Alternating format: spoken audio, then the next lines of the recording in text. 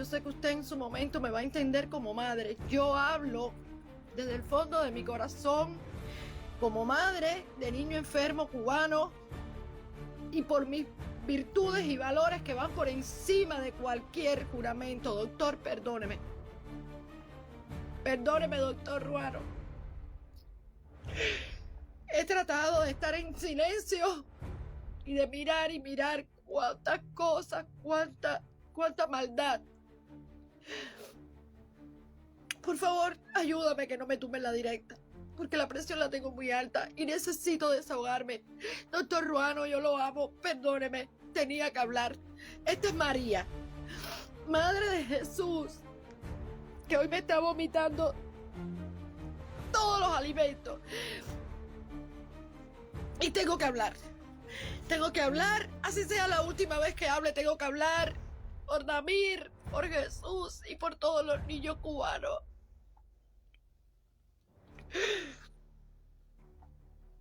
Por favor, compartan esta directa.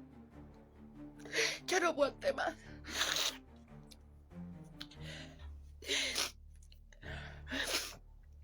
He mirado y he visto.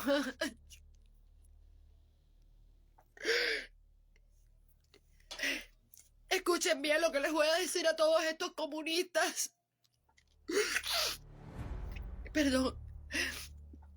Más allá de la política que tú puedas tener y de los derechos que tú quieras defender, hay un sentimiento que se llama madre.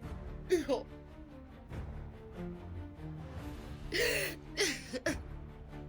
Hay un miedo. Hay un miedo. Porque yo me pongo en ese vacío que está sintiendo ahora mismo Liani. Y no es fácil. Por favor, ayúdenme a compartir esta directa, que no me la corten. Escuchen bien, esto es para ustedes, los hijos de comunistas, para que no me corten la directa. Escuchen bien. Ahí tengo capturas de pantalla de unas cuantas cosas que me han dicho cuando he dado mi opinión. Y la voy a decir aquí, frente al mundo. Si nos dieran la oportunidad de poder sacar a estos niños a esos recursos que según ustedes dicen que es bloqueo cochino, que no es bloqueo, embargo, nuestros hijos vivieran mejor. Escúchenme bien, porque esto es para ti, doctorcita no sé qué, porque ahora no sé ni tu nombre. Escúchame bien, estoy aquí en una parte de Cuba, cuidando a Jesús, mi hijo, que hoy ha vomitado todos los alimentos que ustedes no saben de dónde salen, porque no son los que él tiene que tomar. Escúchenme bien, porque voy a ir por parte. Doctor Ruano, perdóneme, pero no voy a callar. Por Jesús, por Damir y por todos los niños cubanos. Respeten a las madres que pasan por esta situación. En lo particular, lo voy a decir aquí frente a todos. Hay muchos médicos en Cuba que los admiro por sus noches, por sus sufrimientos y por lo que están sufriendo callando, porque no lo pueden decir, porque tienen que guindar sus batas blancas. Escúchenme bien. Le voy a pedir permiso a Dios sobre todas las cosas, que me dé palabras para poder hablar, pero no se puede hablar con palabras rosadas. Voy a hablar como María la guerrera. Escuchen bien, es una falta de respeto un día como hoy sacar cuentas y hablar lo que nadie sabe que carga una madre adentro, el dolor que carga una madre adentro. Por una madre, hacer lo que tiene que hacer o decir no deja de amar a su hijo, porque son años arriba de estos hombros, años.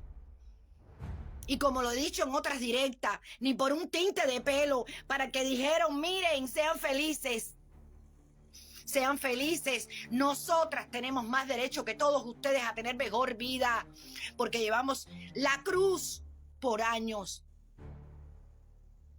Médico que me estás escuchando en Cuba.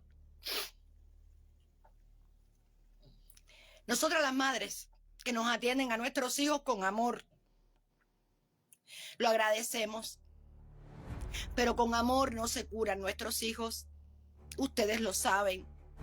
Aquí los médicos en Cuba, cuando uno tiene un problema, lo primero que hacen es pedirle y decirte, llevas esto y esto, pero no lo tenemos. A mí no me importa que sea el bloqueo o el embargo. Yo lo que deseo para mi Jesús y para todos los niños cubanos, y era lo que necesitaba Damir, es salvar su vida. Ustedes son los primeros que mezclan política con salud. ¿Por qué hoy, un día tan triste, va a salir una doctora a hablar y a decir todo lo que ha dicho sobre una madre que lleva 10 años luchando por la vida de su hijo? Y yo, ahora mismo no me importa lo que puedan decir en mi directa, ningún comentario negativo, lo dije y lo repito, va a manchar la imagen de una madre que lleva 22 años luchando, y no voy a meter a Jesús hoy en esta directa. Esta directa la hago yo porque quiero hacerla, porque son mis valores como madre, porque se lo debo a mi hijo Jesús y porque se lo debo a Damir y se lo debo a todos los niños cubanos. Son años pasando trabajo en hospitales, aguantando problemas desde con la pantrista hasta con la auxiliar de limpieza. Ustedes no saben lo que es el dolor de una madre. Ustedes no saben, para hablar tan deliberadamente, que si la madre dejó de cuidar al niño porque estuvo unos instantes en una conferencia. Aquí cada cual sabe qué tipo de madre, según las características y enfermedad de su hijo, permanece vivo, porque esa madre le da su vida y todos los cuidados a estos niños. Hay que ponerse la mano en el corazón a la hora de tirar o de hablar sobre una madre que lo único que ha hecho es defender los derechos de su hijo, como yo, que lo único que he hecho es defender los derechos de mi hijo, y que he pasado 22 años de hospital en hospital y de hospital en hospital y nada. Hoy, un señor, que ahí tengo el nombre, me dijo que por culpa del bloqueo. ¿A mí qué me importa tu bloqueo, comunista? ¿A mí qué me importa? A nosotros lo que nos interesa es salvar nuestros hijos y que tengan los recursos necesarios. Y esa tecnología que tú me dijiste que carecemos, la queremos para nuestros hijos, sea en el lugar que sea. Es que yo no sé cómo no les da vergüenza hablar cuando ahora mismo se está pidiendo que se devuelva a Cuba, o sea, que deporten a primer secretarios del partido, a segundo secretario, a la madre de los tomates que se fue de este país, de tu país, que dices tú que qué bueno que no murió en tu país. Mira, ni eres madre, ni eres abuela, ni eres amiga, ni eres hija. Porque cuando somos madre, fíjate, te voy a dar el beneficio de la duda. A ti y al otro que me dijo que yo era una mentirosa. Escúchame, te voy a dar el beneficio de la duda. Así tú ames tu comunismo. Tú tienes familia. Tú tienes hijos. Cierra tu boca, porque Dios mide con la vara que tú midas. Y no le voy a permitir a más nadie que me diga, es bloqueo, tú eres gusana. Yo soy una madre. Con una cerveza en la mano soy una madre. Con el pelo pintado soy una madre. Y lo voy a hacer hasta el final.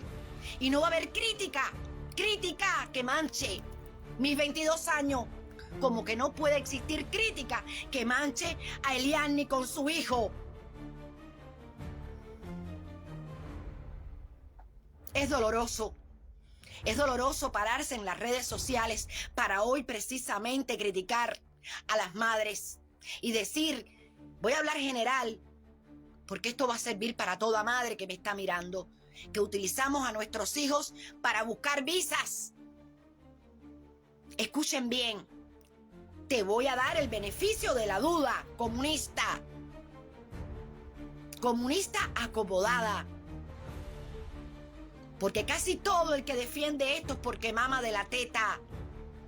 Pero nosotras tenemos que buscar con qué alimentar, con qué luchar, con qué curar. Cuando tú vayas a hablar de una madre, primero piensa las veces que sus manos se llenaron de sangre para que sus hijos vivan, para aspirar, para poner gastrostomía, para curar escaras. Piensa. Yo no estoy hablando aquí porque a mí, en lo personal, no me interesa que se me critique, hermanos. Estoy hablando porque me duele el alma, porque se perdió una vida. Vida que si pudieran haberlo sacado a tiempo, estuviera vivo. Es mi criterio y hay que respetarlo como madre. Y es lo que no quiero que pase con el mío, ni con el tuyo, ni con el sobrino del otro.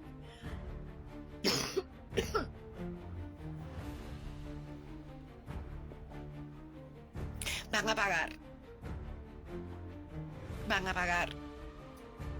Perdóneme, doctor Ruano. Estas personas tienen que saber las malas noches. Estas personas tienen que saber lo que se pasa para la hora, por ejemplo, en mi caso, de alimentar por una gastrostomía y saber que lo que estás dando es caldo, saber que lo que estás dando es agua, jugo y no los medicamentos y los alimentos específicos para un niño con síndrome de Lennon-Gastaut, que es mi caso. Pueden denunciarme a la policía. Pueden hacer con esta madre lo que ustedes quieran. Pero la mayoría de estos casos no han tenido la atención necesaria. Si mi hijo Jesús hubiese estado en una clínica de rehabilitación Siren desde que nació, hoy su cuerpo no estuviera así, que no se puede ni sentar. Los medicamentos de Jesús no los hay en Cuba por culpa del bloqueo. ¿Hasta cuándo ustedes nos van a hacer sufrir? Si todas son madres, son padres, son hermanos. ¿Por qué decir que nosotras las madres buscamos visa? Sí, la buscamos, pero para que nuestros hijos tengan una vida digna. O en este caso, una muerte digna. ¿Por qué alegrarte que no se murió en Cuba y su tierra? Si Cuba fuera libre, ninguna madre pedía visa humanitaria. Por favor, comunistas que me están mirando, pónganse la mano en el corazón y respeten el dolor de Liani, el de todas las madres cubanas.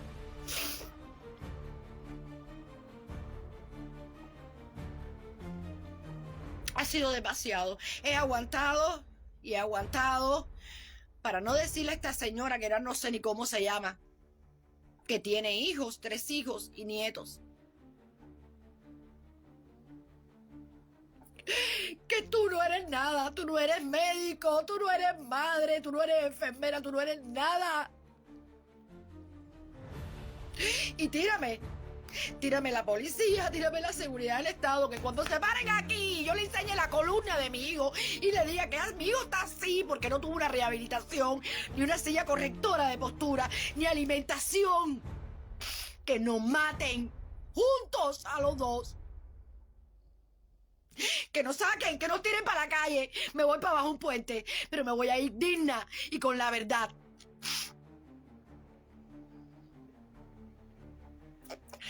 Pónganse la mano en el corazón, tengan vergüenza y respeten el dolor de una madre.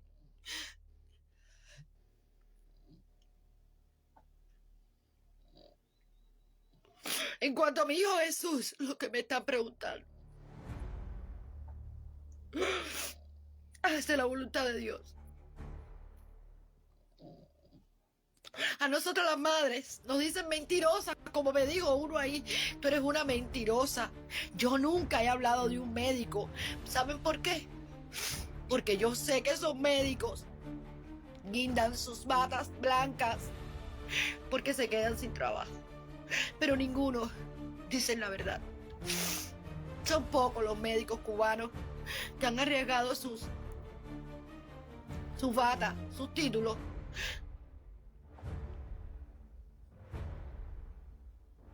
Esto no es contra el Ministerio de Salud Pública. Esto es contra toda una dictadura. Tan solo no es contra el Ministerio de Salud Pública.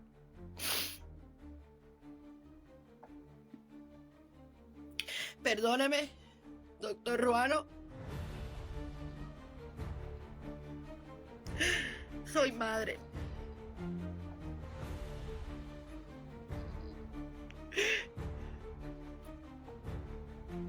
No le puedo responder a nadie.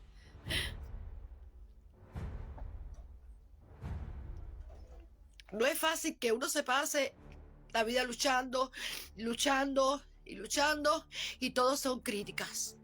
Porque aquella madre dice que quiere a su hijo, pero hace esto. Pero aquella madre porque se pintó el pelo. Porque aquella madre... ¿Y tú qué eres? ¿Qué tú eres para Dios?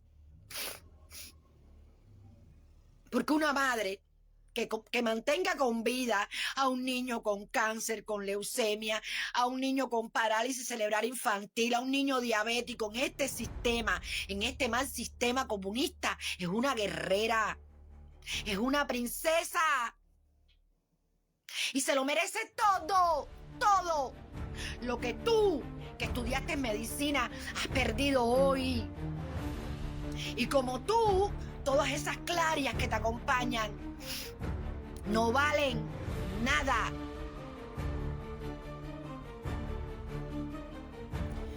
Ahora hagan conmigo lo que ustedes quieran. Esta es mi verdad. Esta es mi verdad. Y si me hacen lo que me hagan, el mundo me acompañará. Mi condolencia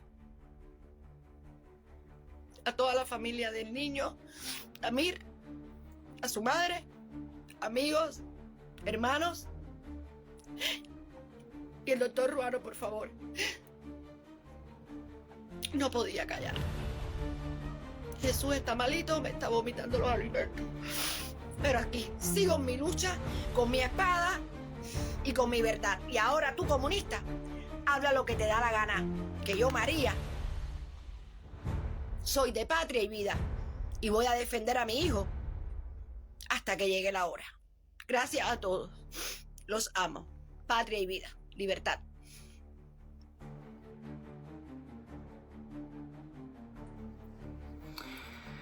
Hola, sé que por ser domingo, por la hora que es, además, y por encontrarme en España, las posibilidades de que esta directa la vean muy pocas personas son altísimas. Pero yo la voy a dejar por aquí, para que después, poco a poco, las personas la vayan viendo. Por eso que la gente la van a escuchar.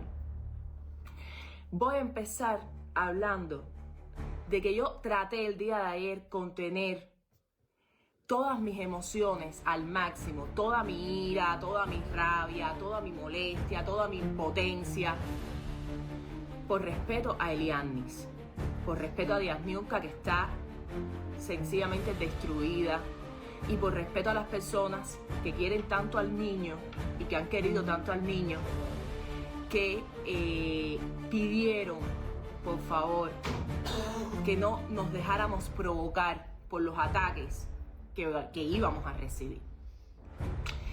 Pero hoy por la mañana, por supuesto, yo abrí mis redes sociales. Lo primero que hice fue buscar noticias asociadas a todo lo que está pasando.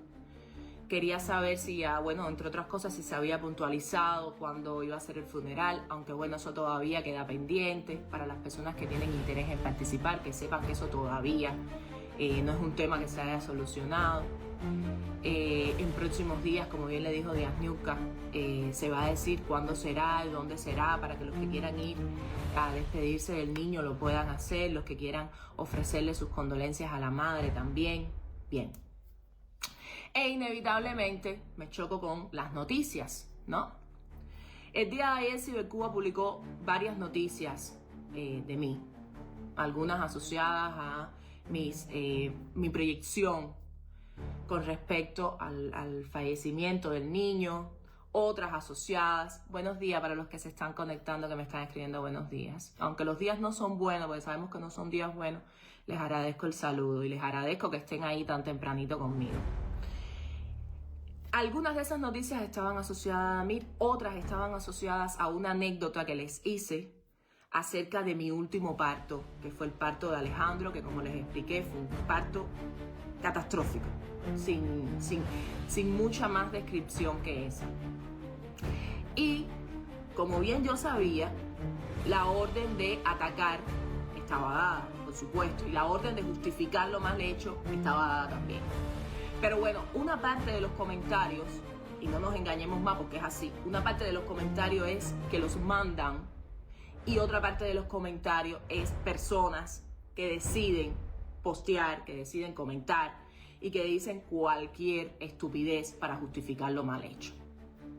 Me llama la atención primero los comentarios de médicos que dicen que lo que hay que estar es agradecido porque los médicos sin recursos están trabajando en los hospitales, que basta ya de ataques a los médicos en Cuba. Una y otra vez, los ataques son contra la administración. Los administrativos tienen una obligación. En Cuba todo el poder está centralizado en el Estado, porque así funcionan los estados socialistas. Y los médicos lo deberían saber porque aunque estudian medicina, todo el mundo da teoría sociopolítica en la universidad. Entonces, en los estados socialistas, donde no existe la propiedad privada, pero bueno, que Cuba es rarísimo porque sí que la tiene, pero bueno, donde no debería existir la propiedad privada, todo está controlado por el Estado. Por tanto, el Estado es el responsable de garantizar los recursos para la población. Y de hecho, les voy a explicar más la justificación histórica que ha tenido el Estado cubano para los malos salarios, para el poder adquisitivo bajo, para la escasez de viviendas, para que todo el mundo viva apiñado. Todas esas justificaciones están avaladas en que él te garantiza, o debería garantizarte, algunos servicios que son básicos para la vida de la población, entre ellos la salud. Entonces, la campaña que comenzó sencillamente porque hay demasiados casos dentro de Cuba solicitando visados humanitarios, porque los médicos le dicen a los padres de los pacientes y a los pacientes que no tienen recursos para atenderlos adecuadamente como exige su enfermedad, o que en ese momento no pueden ingresarlo porque hay otros casos que están en peor criterio de ingreso que ellos, o que para ingresarlo necesitan que desde afuera le envíen las cosas para poderlos atender. La campaña se inició por ahí, porque es inconcebible que 60 años después el Estado socialista que te dijo que te iba a garantizar todo eso, te esté diciendo que le tengas paciencia, que le sientas empatía, pero que él no te va a dar las cosas porque él no las tiene. Y que además se justifique con que no las puede comprar afuera, o que no las puede traer de afuera, pero sí coja recursos y meta 5 candidatos vacunales en plena pandemia, con los hospitales colapsados, sin recursos, haya cogido recursos para hacer ese tipo de investigación científica, pero no haya cogido recursos para poner un balón de oxígeno en un hospital con una crisis respiratoria mundial. Entonces, la campaña viene dada porque no solo pone en peligro los que están enfermos ahora, sino que pone en peligro los que pueden estar enfermos después. La campaña no es contra el médico.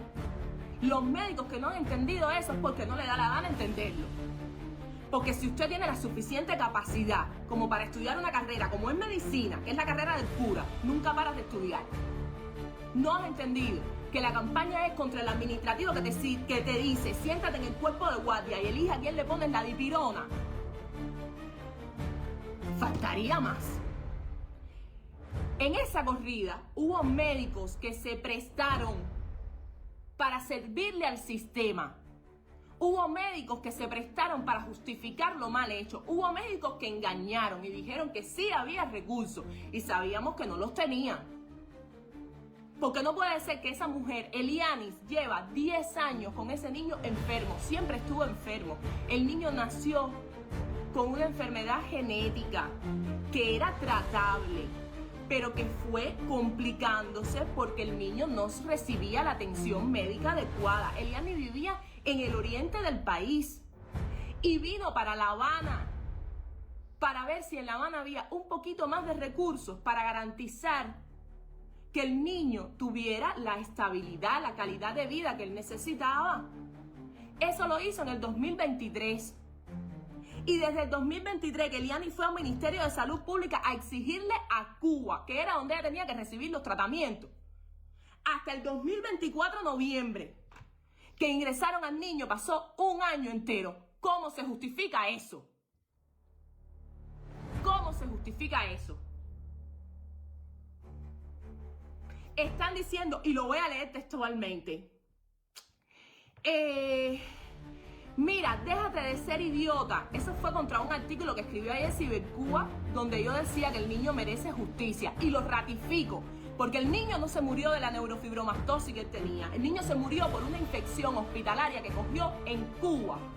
Como hace 2-3 años se murieron 8 niños en el cunero de Hija de Galicia por una infección hospitalaria. Porque ¿cómo están nuestros hospitales? A ver, ¿cómo están? ¿Qué médico o qué persona puede salir, subir a la directa ahora mismo? Va. Que tengan valor, que me digan. El primero que levante la mano lo voy a subir. Para que tenga valor y me diga que nuestros hospitales están en óptimas condiciones de higiene. Que los familiares de los pacientes no tenemos que llevar comida a los hospitales. Vamos adelante. ¿Quién lo va a hacer?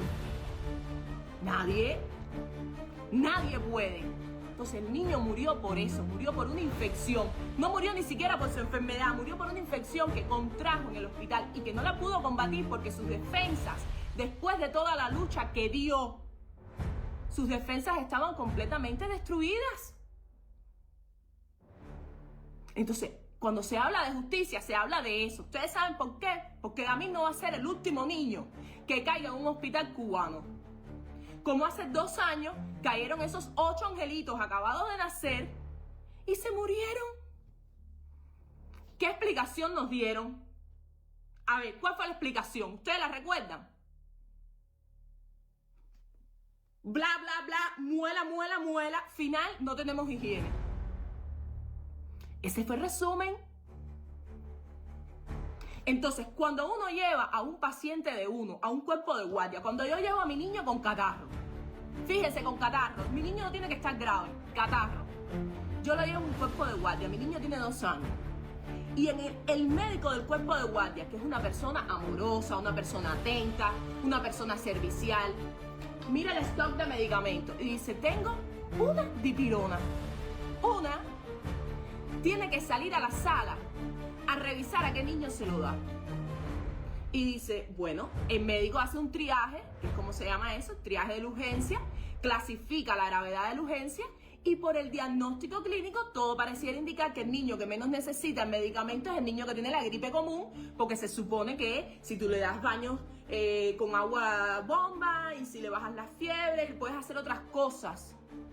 Tienes la posibilidad de hacer otras cosas, el niño debe mejorar con líquido, incluso una gripe común con líquido, el niño debe mejorar, la fiebre la debe abandonar. Y entonces el médico decide ponerle la dipirona al niño que llegó, a lo mejor, con una sintomatología que pareciera una meningitis. Pero ahí mismo en el cuerpo de guardia, ahí mismo, el niño que tenía la fiebre por el catarro común, la fiebre le subió a 40 y el niño convulsionó. ¿Quién se puso grave?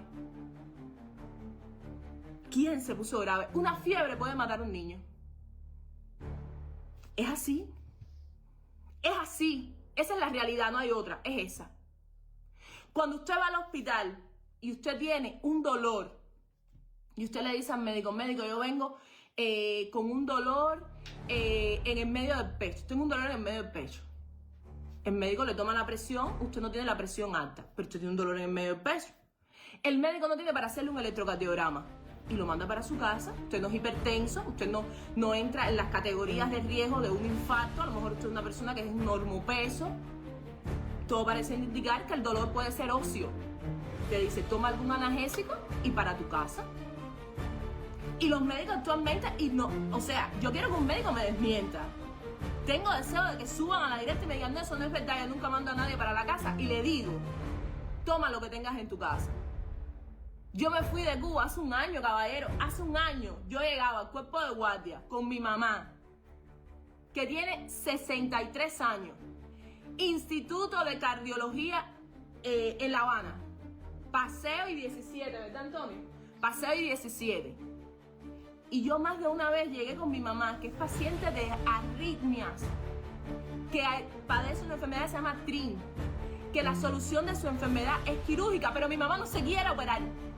Ahí sí pueden decir que se está negando a hacerlo, porque mi mamá le tiene terror a los hospitales desde hace mucho tiempo. Porque ella dice que hay mucha falta de higiene y ella tiene mucho miedo por eso. Pero además, desde que los médicos empezaron a irse en masas, que empezaron a atenderla, por ejemplo, estudiantes, mi mamá empezó a coger miedo. Porque mi mamá me decía, no, el problema es que el estudiante no tiene la destreza de un especialista. Me están dejando en manos de una persona que a lo mejor no sabe. Eso es una realidad. Eso es una realidad y los pacientes sienten temor de eso. ¿Quiere decir que estamos atacando a los médicos? No. Quiere decir que estamos atacando al sistema que pone en peligro a los cubanos. Yo llevaba a mi mamá para que le pusieran, porque el pulso se le ponía en 200. Mi mamá se le pone el pulso en 200. Y en lugar de ponerle un medicamento que se llama adenosina, que se pone por vía venosa, hubo ocasiones que yo llegué, muchas ocasiones, hasta 4 veces en la misma semana, que llegaba al cuerpo de guardia y me decían, no le podemos poner la adenosina porque no la tenemos. Hay que cardiovertir. ¿Ustedes saben lo que es cardiovertir? Coger paletas eléctricas, que es lo que se le da a los pacientes cuando entran en paro, y le daban un choque, ¡fuábara! Para, digo yo, reiniciar el corazón y empezara la pulsación como debía ser. Eso mi mamá se lo hicieron hasta 4 veces en una semana porque no había adenosina. Eso representa un riesgo. ¿Ustedes creen que los médicos no querían salvarla? ¿Ustedes creen que se lo hacían porque querían matarla? No, se lo hacían porque no tenían otra solución. No tenían otra solución. De esas historias, nuestro pueblo, en cada familia, puede darse una historia. Pero la mejor parte de la película es que subí mi historia de cómo fue mi parto en el año 2019 de mi hijo Antonio Alejandro, que además les dije que era una historia personal, que no es una historia que no me gustaba contar, porque es una historia demasiado íntima, por donde pasé hasta un trauma de que a mí no se me puede hablar más nunca de hijos. Y yo siempre quise tener una familia grande. Siempre. Porque yo soy hija única y mi mamá era súper sobreprotectora. Demasiado. Yo siempre quise tener muchos hijos. Y desde el nacimiento de Alejandro yo me quedé traumatizada de una manera que conmigo no se puede contar para eso. No, yo lo dije que nunca más. Bien, les voy a leer un comentario de un hombre, porque esta es la mejor parte de la película. El comentario es de un hombre de 20 años, Jorge Luis López López. Y dice el comentario, ¿verdad que se prestan para todo? Eso es mentira. Bueno, para empezar te voy a decir que yo me imagino que tú, universitario, no. Tú, 6º grado, porque entre las faltas de ortografía y el mal uso de los signos de puntuación, eres ilegible, no se te puede leer. Pero bueno, yo que me tomé el trabajo de leerte, te contesto. Y voy incluso a ponerle los signos de puntuación a la oración que tú no le pusiste. ¿Verdad que se prestan para todo? Punto. Debería ir, pero no lo pusiste. Eso es mentira. Punto. Si algo se respeta en este país a pesar de las dificultades, es el nacimiento de un bebé. La verdad sin palabras. Tú debes ser un prodigio médico. Tú debes ser hecho en incubadora. Digo yo que tú eres un bebé probeta. Porque tú debes ser el único macho en el planeta Tierra con capacidad para parir. ¿Ya tú pariste? ¿Cuándo fue la última vez que pariste? Ahora cuando tú me contestes, dame los datos del nacimiento de tu bebé. ¿Dónde te lo atendieron? ¿Cuánto pesó? ¿Y cómo lo pariste? Porque sentimos curiosidad. ¿Qué hace un macho opinando de un parto de una mujer? Explícame. Pero tú sabes por qué pasa eso. Porque los mandan a responder sin conocimiento alguno. Van, mira, lo más bajo y sin freno. con tal de defender las ideologías, hacen así, cogen un trapo y se lo ponen en los ojos y se les olvida que ustedes también son víctimas del sistema. Ustedes que defienden esa cochinada, ustedes que defienden el hospital con la camilla, que la puso el otro día Facundo, vivir del cuento, puso como es una camilla de parto en Cuba, la falta de higiene que tiene. A ti se te olvida que por ahí pasa todo el mundo. Por ahí, si tienes mujer, no lo sé, porque tú estás raro. O sea, yo no sé tu perfil, yo entré y dije, bueno, esto a lo mejor es médico y se indignó. No, nada, tú tienes 5 fotos hechas de antier que te mandaron a subirla. Entonces, si tú tienes mujer y está en sus 20 años y para en Cuba, tú la vas a poner a parir bajo esas condiciones. Pero te recuerdo que si tú naciste en Cuba, tú naciste de una mujer que parió en esas mismas condiciones. ¿Cómo tú me vas a decir que eso es mentira? A ver, explícame, si la causa de muerte materna, cada 1000 mujeres, 11, hace algunos años, esas estadísticas hay que actualizarlas, 11 mueren por lo que yo tuve en el parto. Por eso mismo que me pasó a mí en el parto. Pero voy más allá. En mis comentarios de mi publicación, una doctora que subió y me explicó por qué la decisión debía ser parto fisiológico. Doctora, mire, yo no voy a discutir con usted. Yo lo único que la voy a remitir al cuerpo de guardia del Hospital Abahí, que tiene una sala de diabetes gestacional.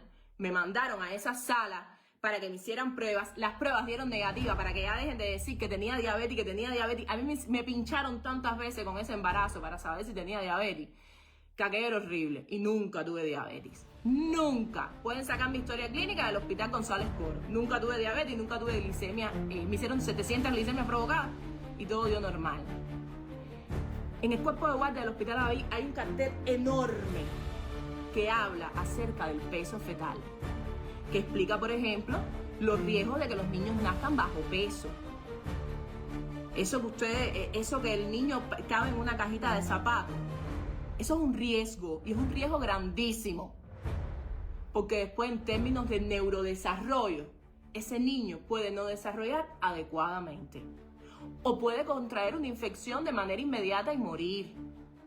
Entonces, el peso normal de nacimiento en Cuba hasta el día de hoy, por ese cartel que ustedes tenían ahí, es entre 2.500 y 4.000 gramos. A partir de los 4.000 gramos tiene criterio quirúrgico, porque pone en riesgo la vida de la madre. Y a partir de los 4.500 es de cesárea obligatoria.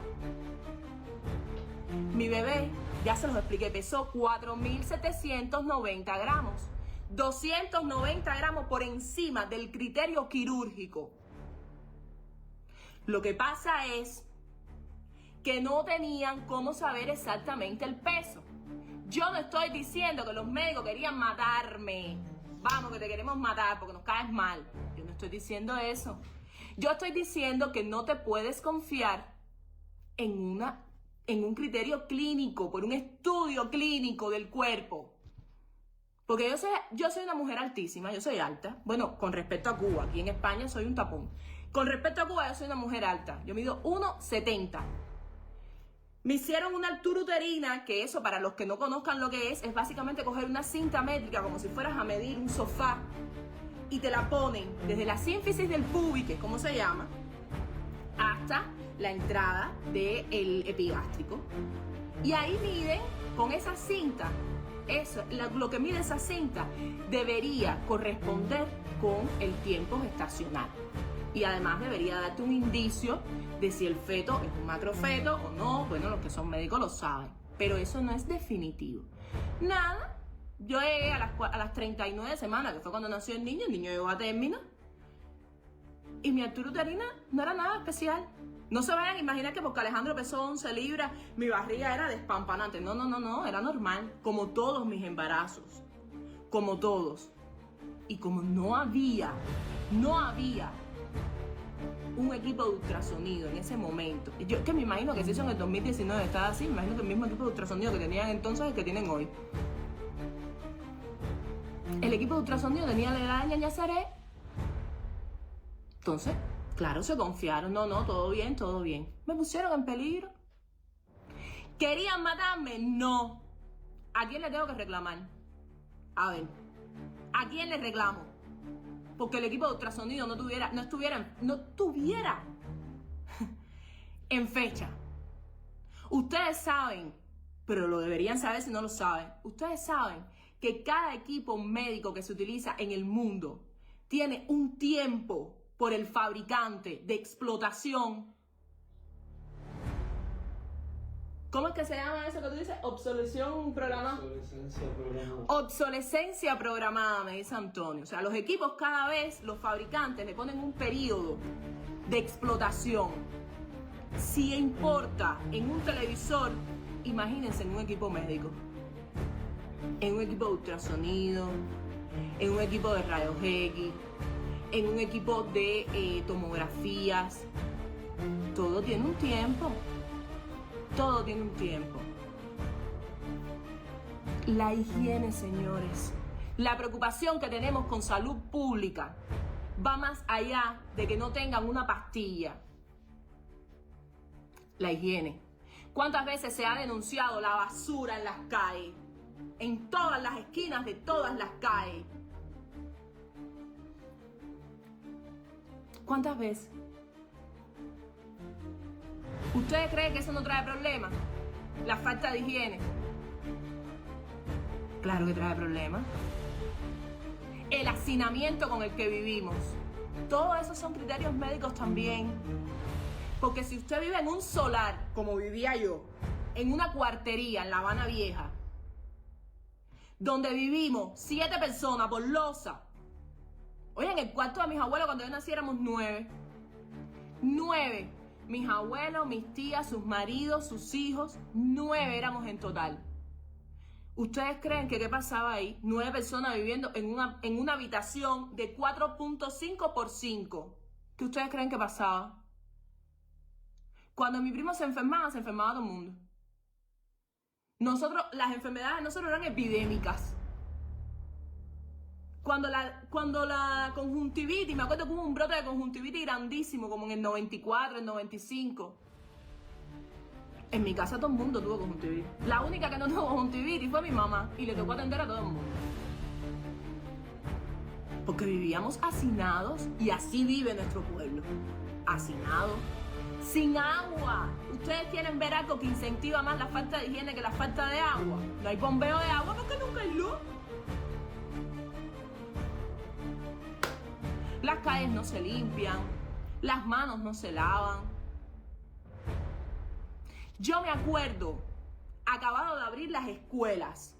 Yo no dejé que mis hijos fueran a las escuelas cuando mandaron, después del COVID, yo tenía 2 niñas en edad escolar. Yo me rehusé. Y cuando eso ustedes no me conocían, porque no había hecho ni la primera directa.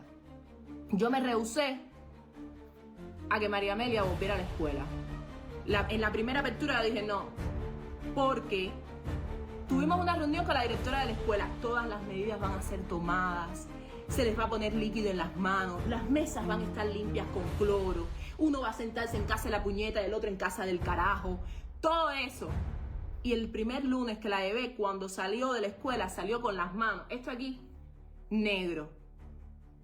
Y le dije, ¿por qué tú tienes las manos así? Y me dijo, porque yo saqué punta. Le dije, ¿pero y dónde la sacaste? No, yo saqué punta y boté el grafito y después me senté. Y le dije, ¿tú no te pudiste lavar las manos? No, mamá, es que no nos llevaron a lavando las manos. Con ella misma entré a la escuela y le dije a la directora, que ya me conocía, ¿la viste? Es la última vez que la ves. Porque ella estaba en 2º grado. Le dije, ella está estudiando 2º grado, no la carrera de arquitectura. Y esa enfermedad, el COVID, mata. Usted me prometió que aquí adentro iban a estar con nasobuco, que iban a merendar por turno, que se iban a lavar las manos cada 5 minutos. Mira, mi hija en 6 horas no le han lavado las manos. Mírale las manos. Ahí está la prueba. Fin. Y no fue más. Entonces, a eso nos referimos. Nos referimos a que el Ministerio de Salud Pública no está garantizando realmente las condiciones para salvarle la vida a las personas.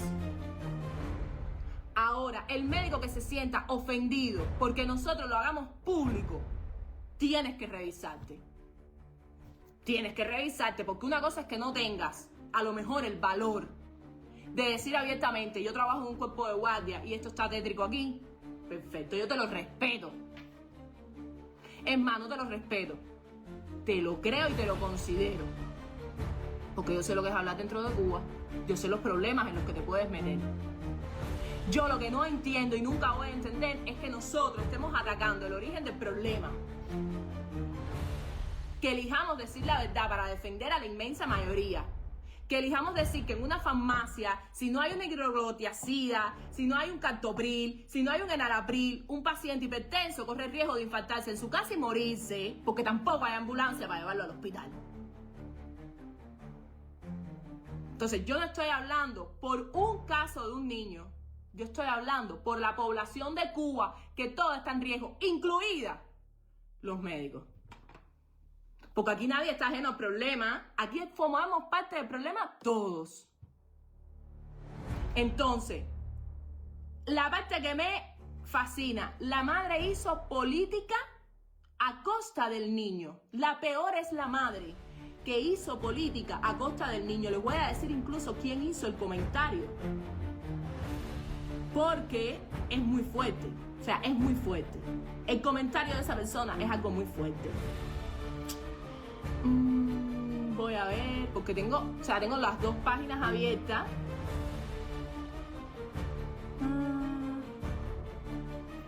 Y además puso el comentario en letras mayúsculas. O sea, como que la persona estaba gritando, supongo. Voy. Gilla Guillén Broche, una mujer. Señores, una mujer no sintió el más mínimo, o sea, no sintió un ápice de empatía. Ay, Dios mío, qué manera de jugar con inocentes muertos. Y les voy a decir otra cosa, caballero, en serio. Si ustedes no saben escribir, no comenten. Por favor, no comenten, que son ilegibles. Uno tiene que reinventarse para saber qué quisieron decir. La madre fue la primera que cogió al niño para la política. Y por ahí, bueno, no les voy a terminar de leer el texto porque les va a dar el infarto y no hay necesidad, porque si están dentro de Cuba y les da el infarto, ya sabemos que rebasarlo, las probabilidades son menores. La madre cogió al niño para política. ¿Quiénes son los que históricamente han cogido la salud pública para hacer política? ¿Quiénes? ¿Quiénes nos adoctrinan desde la enseñanza primaria en política? ¿Quiénes son los que hablan de que antes de la revolución no había nada? O sea, antes de la revolución, como nos tienen adoctrinado a nosotros, estaba la nada. O sea, la revolución es como la teoría del Big Bang. Después de la revolución, ¡pum!, se originó el universo. No había nada. Pero que sepan los revolucionarios que los principales hospitales del país se construyeron antes de la revolución. Y ustedes lo pueden corroborar. Si ustedes se paran delante de la Facultad de Estomatología de la Universidad de La Habana, que es la escuela de estomatología del país, usted se para así, porque no es que tiene que creer en mi palabra, usted lo puede corroborar. Usted se para y mira y dice el nombre de los 3 fundadores y el año de fundación, 1902. Eso les debería dar vergüenza, ¿eh? Pero el Hospital Calixto García, que es el hospital de urgencias más importante posiblemente del país, porque es el más importante de La Habana, así que me imagino que prácticamente lo sea de todo el país. Ese hospital era un hospital, fue el primer hospital naval que tuvo Cuba durante la guerra hispano-cubano-americana. Para que lleven una idea de cuándo es su construcción. Pero maternidad obrera,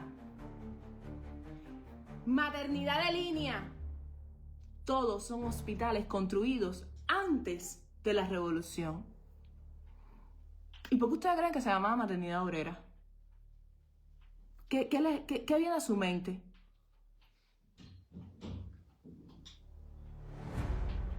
Sí, eso mismo. Eso mismo. Todos son obras pre-revolucionarias. Las universidades también lo son, que lo sepan. Había escuelas, había universidades, había hospitales, existía. Y la revolución lo que prometió es que iba a ser extensivo los servicios a toda la población. Y que esto que estamos viendo hoy no lo iban a ver más, que iban a acabar con enfermedades que eran típicas, como la tuberculosis Y hoy Cuba tiene tuberculosis por los 4 costados. Pero que digo tuberculosis. Tuberculosis, meningo, dengue, zika, chikungunya, oropouche se llama la otra, ¿no? Tienen lepra. Tienen lepra. Pero no es que tenga un caso aislado de lepra, es que tiene brote de lepra. Que ya eso no es una enfermedad prerevolucionaria, eso es una enfermedad de la antigüedad. Yo había oído hablar de lepra nada más en la Biblia. Fíjense que tuve que buscar qué cosa es la lepra, cómo se pega, porque creo que es solo común en África, me imagino yo, y en Cuba. Y ahora en Cuba. Entonces, sí, eso hay que atacarlo. ¿O qué ustedes quieren? Lo que pasa es que la imagen del niño era una muestra fehaciente de cómo está el sistema de salud.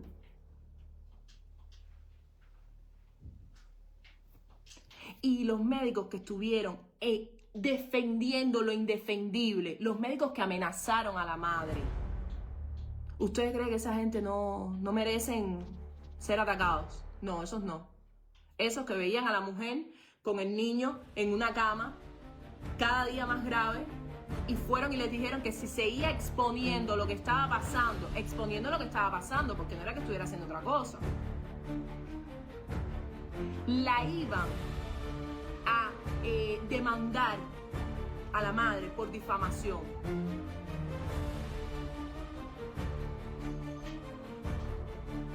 Pero después se sentaron en la televisión a decir que la madre era una mentirosa. Eso no es difamación. ¿Sobre la base de qué? Sobre la base de que ustedes son directivos del Ministerio de Salud Pública y ella es una ciudadana común y corriente. Menos mal que en Cuba no hay diferencia entre las clases. Que eso se acabó con la revolución, ¿verdad? Y si es preocupante la situación de un paciente dentro de un instituto, imagínense un paciente que está ahora mismo viviendo en Santiago de Cuba, en Baracoa. Baracoa, que cuando yo subí a Baracoa por el viaducto de la Farola, se veía a las personas, los campesinos, con tanquetas de agua, en una carretilla, subiendo y bajando el viaducto de la Farola. ¿Qué es una carretera? ¿Cómo explicarlo? El peligro que representa es, porque en Baracoa nunca hay agua. Nunca. A eso nos referimos. A eso nos referimos. Si hay médicos que puedan decir la verdad, se los vamos a aplaudir. Si no la quieren decir, no vamos a dejar de denunciar. Una vez más, el ataque no es contra el doctor que hoy por la mañana se levantó y sin desayunar fue para el cuerpo de guardia, no voy a decir puerco, pero bueno, casi es un puerco de guardia. Fue al cuerpo de guardia a trabajar y llegó y se encontró el cuerpo de guardia lleno, el stock de medicamentos vacío, la enfermera que ya no puede más. Contra esas personas, nosotros los estamos defendiendo. Doctor ofendido, que no entiende nuestras palabras, te estamos defendiendo. Estamos defendiendo tu derecho a mantener tu buen prestigio. Estamos defendiendo que el paciente por el que sientes empatía no se te muera en la camilla. Estamos defendiendo que no tengas que llorar más niños. Estamos defendiendo que vayas para tu casa y pongas tu cabeza tranquilo en la almohada, sabiendo que de verdad hiciste todo lo que podías, porque hacer todo lo que podías no implica solo que pongas tu amor y tu conocimiento y tu tiempo, sino que tengas a mano todo lo que necesitas para poder hacer. Estamos defendiendo la esperanza de vida de los cubanos. Y tú también eres cubano, ¿no? Tú también puedes caer en un hospital. La justicia no es contra los médicos. La justicia es contra la administración del Ministerio de Salud Pública y el Partido Comunista, que prometió que estas cosas no iban a pasar y pasan todos los días y con más frecuencia de las que conocemos. Porque no es todo el mundo el que está dispuesto a denunciar. Y si no fuera con mujeres como Eliani, nosotros no lo sabríamos.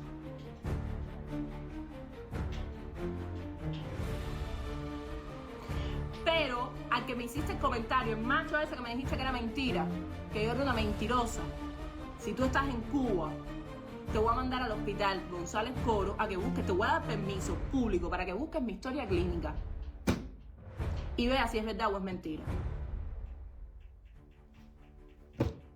Y la hemorragia nunca me dijeron por qué se originó, pero había en la puerta de mi cuarto, en el hospital, un cartel que decía: atonía uterina, causa materna 1 en Cuba.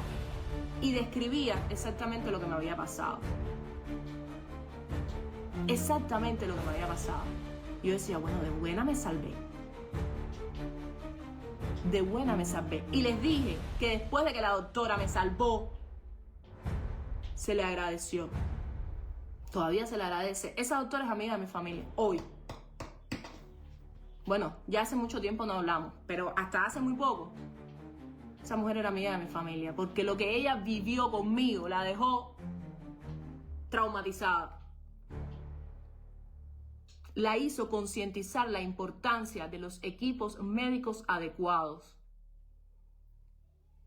la importancia de la higiene, la importancia de la alimentación. Todo lo ponemos a un lado. Todos los cubanos son el titán. Todos. Lo que estamos haciendo es para que las personas no tengan que librar batallas titánicas, sino que vayan a un hospital a descansar. Tengan la tranquilidad de que cuando vayan a su farmacia el medicamento que necesitan para vivir, lo tengan.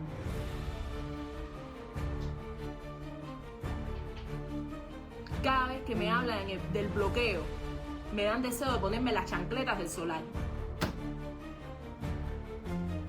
Porque el bloqueo en Cuba es selectivo. Hay bloqueo para las medicinas, para las ambulancias, para los hospitales, para la alimentación, para la energía, para el acceso al agua, para la construcción de viviendas, para la construcción de escuelas. Pero no hay bloqueo para los hoteles. No hay bloqueo para las patrullas. Creo que nunca habían escuchado a Antonio hablar en una directa detrás de mí. Pero así de indignados estamos todos. Para las patrullas no hay bloqueo. Para construirle casa a los militares no hay bloqueo. No hay bloqueo para levantar la torre de CAI 23, ¿no? Se llama la torre. Ahí no hay bloqueo.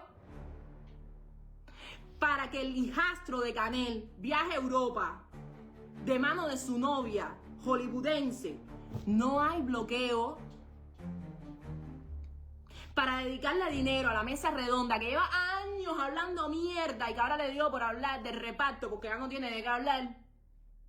¿Para eso no hay bloqueo? ¿Ustedes creen que eso no lleva dinero? ¿Ustedes creen que el periódico Granma no lleva dinero? ¿Y los trabajadores de qué viven?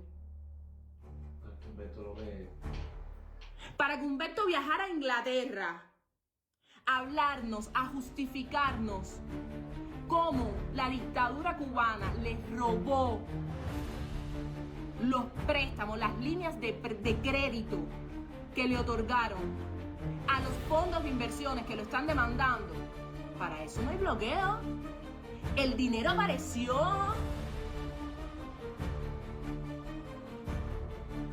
Cada vez que hacía el recorrido de La Habana Vieja con mis clientes, yo les decía, La Habana Vieja es la ciudad más ecléctica que ustedes van a conocer.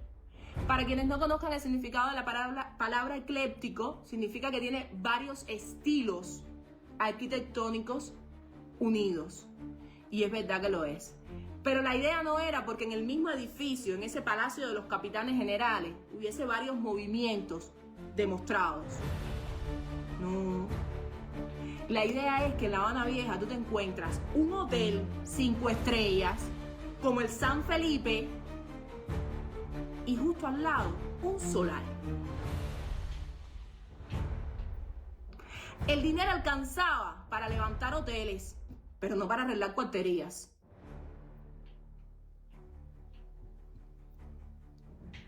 ¿Por qué? ¿Por qué? Ustedes saben la cantidad de hoteles que tiene La Habana. Ustedes saben lo que cuesta viajar a Cuba. Ustedes saben que aunque uno tenga una agencia de viajes extranjera radicada en el país, uno tiene que pagarle a un receptivo nacional, que es una empresa estatal socialista. Le tiene que pagar en dólares por los trabajadores. Y esos trabajadores reciben su salario en moneda nacional a la conversión que se le ocurra al Estado y al banco. Y esos dólares que se recaudan, ¿a dónde van? ¿En qué se emplean?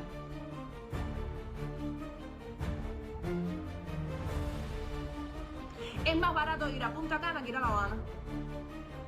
Demostrado por mis clientes. Me decían, mira Amelia, un programa de visita a Vietnam. Que también es socialista, por cierto. Y me lo demostraba, me decían, mira lo que cuesta. Y mira lo que cuesta venir a Cuba. Cuba vendía una ilusión óptica. Porque Cuba lo que vende es el ideario de que las personas son felices siendo muertos de hambre. Es que eso es muy aberrante, la gente lo quería ver porque era demasiado claro, ahora ya no lo quiere ver porque ahora es imposible viajar a Cuba, imposible. O sea, el extranjero que va a Cuba, que ve si todo está apagado, todo está cerrado, todo está... ¿Qué ve?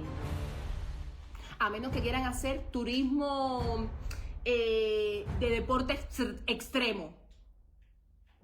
Que ahí sí los invito a que vayan a Cuba porque evidentemente ahí se van a saciar si quieren hacer deportes extremos, porque ahí no hay nada. O sea, es como ir al programa Sobrevivientes. Pero si los clientes no quieren ir a Sobrevivientes y quieren ir a un lugar normal, ya Cuba, no. O sea, no. Y todo ese dinero que se recaudó todos esos años no sirvió para levantar nuestros hospitales. Cada día peor. No sirvió para hacer viviendas. Porque si tú le dices a una persona en La Habana Vieja, por ejemplo, al dueño o a la administración extranjera del Parque Central, que es el Grupo Iberostar, un grupo que se debe estar pudriendo en dinero, porque todos los hoteles más grandes del país son de Iberostar y de Meliá. 1% del dinero que recoge el Iberostar Parque Central va directamente al Ministerio de Turismo. Tienen que pagar, o sea, tienen que pagar por los trabajadores, tienen que pagar una licencia comercial para tener el hotel, todo, tiene que pagar. 1% es 1% grande. Ese dinero va al Ministerio del Turismo. Todos estos años, ¿qué ha hecho el Ministerio de Turismo con ese dinero? ¿En qué lo ha invertido?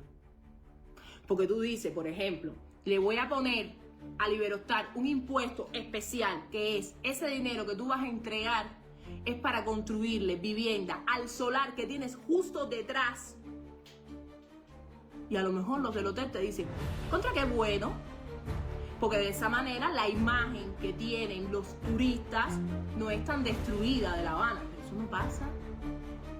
Eso no pasa. Ese dinero va directivo a las arcas del Consejo de Estado, a las arcas, a las arcas de los Castro, que son los que deciden a dónde va el dinero y en qué se utiliza. Por eso llegamos a este punto donde vas a un cuerpo de guardia y no tienen nada para atenderte. Vas a la farmacia porque eres un paciente diabético y no tienen insulina. O no tienen metformina. Todas las enfermedades crónicas no transmisibles que tiene Cuba tienen problemas con los medicamentos. Todas. Todos los pacientes hipertensos tienen problemas con los medicamentos. Todos los pacientes cardiópatas tienen problemas con los medicamentos. Todos los pacientes diabéticos tienen problemas con los medicamentos. Todos los pacientes asmáticos tienen problemas con los medicamentos. Y les estoy mencionando estas enfermedades porque estas son las enfermedades comunes de nuestro país.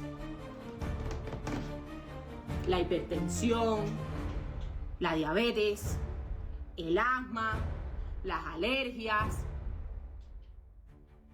y se vuelve más común el cáncer. ¿Y saben por qué se vuelve más común el cáncer? Por las malas conductas de vida, por los malos hábitos de vida, porque es una población fumadora, una población donde se estimula la drogadicción, el cigarro, la bebida. ¿Ustedes alguna vez han visto que falta el cigarro o la bebida? Que no hay. Más caro, un poco más barato, mucho más caro, pero siempre hay. Para mantener, miren, el control. Y ahora se suman nuevas drogas, peligrosas además. Además es una población donde sí está proliferando las enfermedades como el cáncer, también por un problema de la alimentación. ¿Cómo está la alimentación en Cuba? ¿Qué comen las personas? ¿Qué ustedes le dan a los niños? El otro día una madre subió lo que ella pagó para poderle dar el primer alimento que le damos a los niños, que es la malanga. ¿Puede estar saludable una persona que desde los 7 años se le priva de leche? Yo recuerdo que una de mis primeras directas fue por el tema de la leche de los niños. Y era porque la leche que se iba a comprar venía incompleta, venía abierta, que eso es falta de no cuidar los alimentos. Y además venía blanca, leche desnatada. Y yo expliqué en esa directa, porque lo busqué, porque no hace falta ser científico para tener acceso a la prosa científica, que es como se llama. Usted va ahora mismo, abre, y en lugar de gastarse los datos en ver a la Cintumbare perrear, usted pone por qué los niños tienen que tomar leche entera. Y ahí se lo explican. Le explican que en la grasa de la leche está la vitamina D, que es la principal fuente de desarrollo óseo en los menores. ¡Increíble! Eso usted lo puede hacer y no tiene que ser licenciado. Usted va y pone, ¿por qué la leche tiene que ser entera? Los niños enfermos son los que toman leche que no tengan contenido de grasa. Los niños enfermos, los que no pueden procesar la grasa. Pero si al niño sano tú le das una leche que no contiene grasa, le provocas otros problemas. Yo estaba muy preocupada porque los míos eran estreñidos y la leche sin grasa. Aquello era horrible. Entonces, esa es la realidad que vivimos. Que un niño de 2 años en nuestra casa tenga que llorar, dar gritos de dolor porque la leche que vino a punto y que su mamá con el nivel adquisitivo, sus padres con el nivel adquisitivo que tienen, no se pueden permitir comprarlo en una MIPYME, porque no hay correlación entre el ingreso de la familia, el ingreso real de la familia y el gasto de vida en Cuba. Entonces la madre se ve obligada a darle la leche que viene a punto, que La Habana es en poco, pero en las provincias es líquida. Y yo quisiera que ustedes vieran cómo sirven la leche. Con un jarro, que ni cuando yo iba a la escuela al campo, los jarros tenían tanta falta de higiene. Así le sirven la leche a los niños. Con agua que ya no les puedo explicar. Tú pones a hervir la leche. Yo tengo amistades en Trinidad que saben de quiénes estoy hablando. No las voy a mencionar, pero ellas saben quiénes son. Ponían a hervir la leche y me decían, Amelia, o me quedo con 2 onzas de leche, porque todo es agua, o la leche se me corta directamente. Porque le meten tanta agua que la leche se corta. Esa es la realidad. Esa es la realidad que está viviendo nuestro pueblo. Y bajo esa realidad se enferman las personas, claro. Un niño de 2 años que no puede tomar leche, ¿qué futuro le espera? Pero ¿cuántos de nosotros? Yo que siempre estoy con tendinitis, yo me he vuelto una persona enfermiza. Yo era súper saludable, yo me he vuelto enfermiza. La realidad es que mi mamá a los 7 años tuvo que volverse loca, le compraba la leche a una vecina que era alcohólica y que vendía la leche para tomar ron. Y luego mi mamá también ayudaba a esos niños. Los vecinos alimentaban a esos niños. Esa es nuestra realidad. Esa es nuestra realidad. No es otra, es esa. Y todo eso compete también al Ministerio de Salud. Todos esos problemas competen al Ministerio de Salud. El tema de la drogadicción es parte del Ministerio de Salud. El tema de la higiene de las calles es parte del Ministerio de Salud. Se llama Departamento de Epidemiología. El tema de la alimentación, aunque hay un Ministerio de Alimentación, que eso ahí es para votar a Malán y su puesto, eso es para votar a todo el mundo, porque esa es la mierda más grande que han inventado. Pero eso también compete al Ministerio de Salud. Una embarazada comiendo cualquier cosa, comiendo pizza, que era lo más común que comían las embarazadas cuando yo estaba embarazada. Ahora me imagino que ni la pizza se la puedan permitir porque todo se disparó los precios. Una embarazada comiendo pizza es un peligro. Es un peligro de hipertensión gestacional. Es un peligro de preeclampsia. ¿Saben lo que es la preeclampsia? Una mujer pariendo con la presión alta se puede morir en el parto. Ahí mismo se te muere. Entonces la alimentación también es un problema de salud pública. El hacinamiento también tiene que ver con salud pública. El que vivamos unos arriba de los otros, eso tiene que ver con salud pública, porque es un país propenso para las infecciones respiratorias. Y todo el mundo está unido con todo el mundo está mezclado con todo el mundo. El problema de la higiene en las escuelas también le compete a salud pública. ¿Hace cuántos años nuestros hijos, todos los que hemos estado, todos los que hemos pasado por una escuela cubana hemos tenido piojos? Todos. ¿Con qué se curaban los piojos en Cuba? ¿Con qué se curan ahora mismo los piojos en Cuba? ¿Alguien me lo puede decir? Porque cuando yo estaba chiquita, que por cierto cogí piojos bastante poco, para ser honesta, me los curaban con alcohol de la bodega, con alcohol de 90, con eso me lo curaban. Y después mi mamá se sentaba con un pelo que me llegaba a las nalgas a sacar liendra a liendra, a expulgarme como si fuera el mono con el monito. Ustedes han visto a los monos que se sacan los pies así mismo. Así mismo. Y hoy, ¿con qué lo sacan? Porque yo creo que ni alcohol hay. Eso es un problema de salud también. Todo compete a la salud. Todo. Entonces, la campaña es en pro.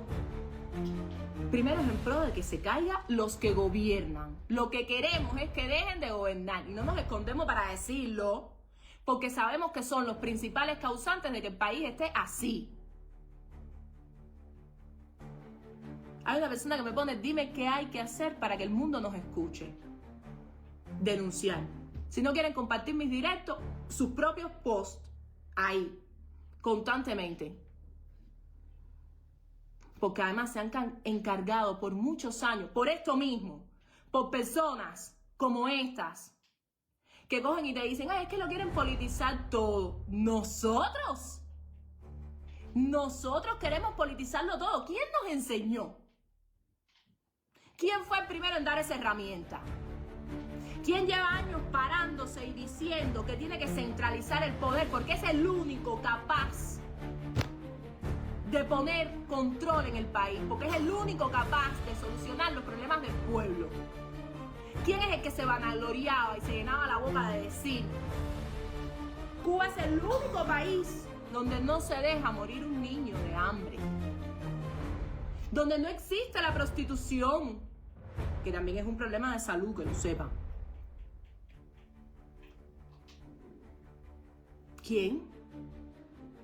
Que en cada cuadra hay un cuerpo de guardia, un consultorio de la familia. ¿Quién? Eso está en todos nuestros libros. Todo el que pasó la primaria en Cuba se tuvo que meter esa metatranca. No quedó nadie que no tuviera que meterse esa metatranca. Entonces, ¿cómo tú nos vas a culpar a nosotros ahora de politizar un problema que es inminentemente político? Porque lo tenían que resolver los políticos del país. Porque si el niño se hubiera atendido en un hospital privado dentro de Cuba, bueno, yo voy contra la administración del hospital. Pero yo no puedo ir contra la administración del hospital, porque la administración del hospital resulta ser el Partido Comunista.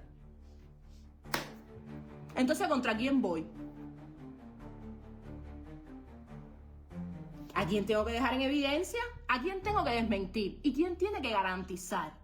¿Quién tiene que garantizar? Toda esa gente que te dice, tú estudiaste. A mí gente que dice, ay, qué malagradecida. Tú estudiaste y pariste gratis en Cuba. Yo no estudié y parí gratis en Cuba. Yo trabajé años en Cuba y mis padres antes de mí y mis abuelos antes de mí por amor al arte. Y todos los recursos que yo generé, que no eran pocos, por cierto, no eran pocos, porque yo era cotizadora. Yo cotizaba los programas de turismo que entraban a Cuba. Yo me sé los precios. Yo sé cuánto dinero ganaron. Por lo menos conmigo. Con mis compañeros no lo sé, pero conmigo sí lo sé. Ese dinero no regresó a mi bolsillo. Nunca. Ni en aquel entonces, ni cuando era una niña, nunca regresó. Porque siempre viví como una muerta de hambre. Siempre, toda mi vida. Ya después de mujer, trabajando directamente con extranjeros, recibiendo las limosnas de los extranjeros, cuyas limosnas nunca les mendigué, porque era una persona sumamente orgullosa. Porque me doy cuenta ahora que con lo mal que vivía, perfectamente podía haber mendigado, pero nunca lo hice. Por respeto a mi profesión, por respeto a la formación que me dieron mis padres, por respeto a mi educación, por respeto a mis clientes, incluso por el amor que sentía por Cuba. Pero ustedes saben qué pena da cuando un extranjero se para delante de ustedes y tiene preconcebido en su mente que en ese país tiene que dejar propina, porque la gente vive de las propinas, y te pregunta, Amelia, ¿cuánto le doy al chofer de la guagua? ¿Cuánto le dejo a la señora del baño? ¿Cuánto le doy a la camarera? ¿Cuánto le doy al mesero? Señores. Y yo con aquella vida súper limitada de siempre, de mis padres, decir no se le pide nada a nadie, no se acepta nada de nadie, no se... Yo, no, lo que usted crea, lo que usted pueda. Esa es la realidad cubana. La realidad cubana es que en la puerta del Iberostar Trinidad, en Trinidad, cruzando el parque, hay una escuela y los niños esperan a que los extranjeros regresen de hacer el senderismo, que lo hacen en Topes de Collante, que lo hacen en la ciudad, que lo hacen en el Valle de los Ingenios. Los niños esperan que los extranjeros regresen y le piden, pero no le piden dinero, le piden jabón, le piden champú, le piden crema, le piden comida. Esa es la verdad. Esa es la verdad. ¿Y ustedes saben por qué lo tienen que hacer? Porque sus padres trabajan por amor al arte. Sus padres regalan su fuerza laboral. Entonces a mí nadie me va a venir con el chantaje de que yo estudié y me atendieron gratis. Porque además estudiar en Cuba también es un privilegio. Todo el mundo no llega a la universidad, porque tienes que enfrentarte a pruebas de ingreso, tienes que enfrentarte a gente que es incompetente, pero que son hijos de pinchos y que les dan otorgamientos de carrera que tú estás pidiendo, que tú te mereces, pero que a ti no te toca, porque no eres la hija de un pincho. Y después ir a la universidad le cuesta a la familia un riñón. Porque llegas a la escuela, por ejemplo, la facultad donde yo estudié, Facultad de Lenguas Extranjeras, la Universidad de La Habana, 5º piso de la escuela, completo sin ventana. Cuando llovía, todo el mundo tenía que irse a dar clases por tal, porque aquello era el Titanic. Se inundaba la escuela. Las audiciones, me acuerdo, un laboratorio de audición. La Universidad de La Habana tiene un laboratorio de audición de lengua inglesa. Y tú oías la audición como si el cliente estuviera hablando debajo del agua. Porque las grabadoras eran del 70. Nosotros le decíamos las ratoneras. Los materiales para hacer las traducciones. Teníamos que hacer traducciones, nuestra prueba. Ustedes saben que yo soy traductora, nunca les he engañado. Pruebas de traducción. Las pruebas de traducción se hacen por contratiempo y se hacen con materiales, bases de traducción, diccionarios bilingües, diccionarios monolingües. Bueno, imagínense, si yo tenía que llevar al aula todo eso, tenía que irme con una maleta de libros, para hacer la prueba. Como mi familia se recontrasacrificó y del Yuma, una vez más, mi madrina me salvó la campana. y me mandó una laptop. Señores, es objeto museable. Me la mandó en el año 2009. Una hard packet, chiquitica. ¡Existe! Esa computadora existe. No la traje para España porque Dios es grande, porque también lo hubiera traído. Porque yo la cuidaba como si no hubiera un mañana. Después de mis hijos está esa computadora. Del cuidado que yo le ofrecí. Porque yo decía, Dios mío, si esto se me cae, si esto se me rompe, si esto... Yo me muero. La persona que me le instaló los programas de traducción, que yo sé que va a escuchar estas palabras, siempre se reía conmigo, pero decía, por favor, con cuidado. Porque yo sabía que si la computadora se rompía, yo me quedaba sin nada. Porque había sido un sacrificio para mi familia en el norte. Vuelvo otra vez. El de afuera salvándole la campana al de adentro para que estudiara. Era un privilegio. Yo lo que no sé es cómo me gradué. Porque para que yo me graduara, me acuerdo que lo que podían disponer mis padres cada día para que fuera a la escuela eran 5 pesos cubanos. Y estoy segura que hay personas que se van a identificar con esta historia, estoy convencida. Y en aquel momento, ustedes saben qué era lo que yo comía para una jornada de 8 horas de clase. Un desmayado, un pan desmayado, un flautín que costaba 3 pesos. Ahora ya no descuento. Ahora me imagino que a la universidad van los ricos nada más. Pero bueno, en aquel entonces, un flautín desmayado 3 pesos y 2 vasos de refresco del Chiquijay. El Chiquijay es una cafetería de tercera clase, llena de borrachos acostados en el piso del portal, que hace esquina en Ayestarán y 19 de mayo, ¿verdad? En Ayestarán y 19 de mayo. Ahí. Así me eché 6 años de carrera. Es una fonda, es una fonda. Lo que no sé es cómo sobreviví. Porque la falta de higiene, la mala alimentación. Y luego el transporte. El transporte, yo vivía allá en el cerro y la escuela estaba en el cerro, pero eran como 3 o 4 paradas. Yo no sé cuántas veces yo fui y vine de la escuela caminando. Porque en aquel momento, que estaba de puñeta, pero estaba mejor que ahora, más de una vez, si no me iba caminando, no me daba tiempo de llegar al primer turno, al segundo turno, no me daba tiempo, porque no pasaba. Yo me paraba en la parada y la guagua pasaba y no me recogía.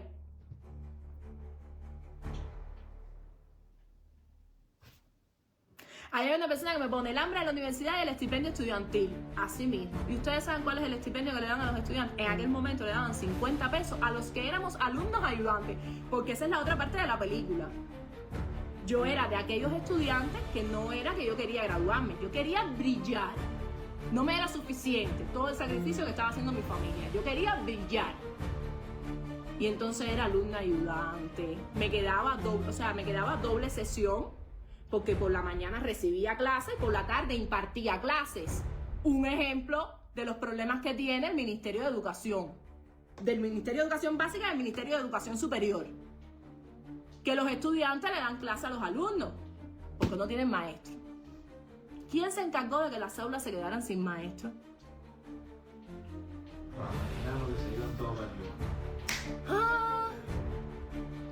Eso también lo hizo el enemigo. Los maestros se fueron porque nadie les pagaba y porque es insoportable trabajar en un sector tan sacrificado como es la educación y como es la salud, y que al final del mes, con lo que tú coges en la mano, no te puedas comprar ni un par de zapatos. ¿Qué digo un par de zapatos? Un cartón de huevos. No te lo puedes permitir. Todos los médicos y todos los maestros de Cuba, a menos que sean mantenidos por otra persona, cuando reciben su salario, se vuelven la cucarachita Martina. ¿Qué me compraré? ¿Qué me compraré? Es así. Y regresando a esos años universitarios, les voy a contar algo que no les he contado nunca y que me vino ahora a la mente. Cuando yo estaba en la universidad, Díaz-Canel era el ministro de Educación Superior. Él no era el presidente del país, todavía no era primer ministro, no era vicepresidente de los consejos estables, era el ministro de Educación Superior. Lo habían acabado de traer de Holguín, donde había sido secretario del partido, para La Habana como ministro de Educación Superior.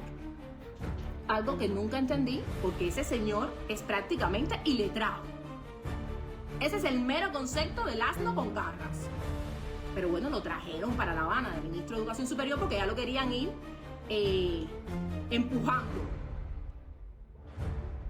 Y se hace un concentrado en la Escuela de los Trabajadores Sociales con algunos alumnos de la universidad que éramos, alumnos que tenían muy buenas notas, algunos habíamos graduado, habíamos conseguido premios en jornadas científicas. Yo fui por eso, por un premio que había obtenido en las jornadas científicas, y nos iban a dar como un diploma, porque lo que nos dieron fue un diploma, por obtener un premio en una jornada científica, que por cierto el mío, ese trabajo, que te lo donas, porque tú después que haces la tesis, tú se la das a la universidad hace con ella lo que entiende.